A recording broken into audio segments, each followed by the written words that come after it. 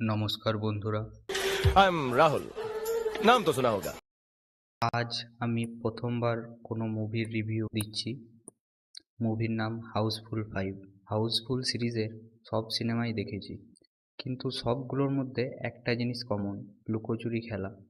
প্রত্যেকবার গল্প আলাদা, কিন্তু ঘুরে ফিরে সেই কোনোটাতে পরিচয় লুকাচ্ছে, বিয়ে লুকাচ্ছে, কেউ সত্যি কথা বলছে না। আর এই লুকোচুরির জন্যই হাউসফুল সিরিজগুলো দেখতে আমাদের এত ভালো লাগে। হাউসফুল 5-এও সেম একই লুকোচুরি আছে, কিন্তু আর একটা ইউনিক স্টাইল। একটা সিনেমার দুটো পার্ট বার করেছে, Housefull 5A, Housefull 5B।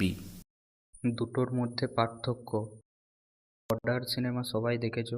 Border cinema যদি দুটো ভার্সনে হতো, বর্ডার এ যেখানে সানি দেওল বেঁচে থাকে, সুনীল শেট্টি, অক্ষয় খান্না মারা যায়। বর্ডার বি যেখানে সুনীল শেট্টি, অক্ষয় খান্না বেঁচে থাকে, সানি দেওল মারা যায়।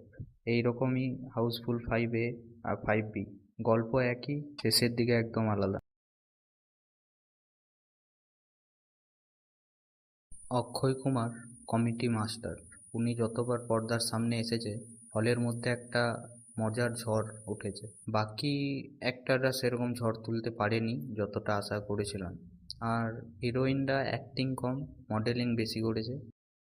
যদি কেউ হাসতে চাও, মজা পেতে চাও, যা হবার হবে টাইপ মুডে থাকো, তাহলে এই সিনেমা তোমাদের জন্য। হাউসফুল 5 দেখার পর তোমাদের কোনটা ভালো লাগলো, 5A, 5B, কমেন্টে জানিও।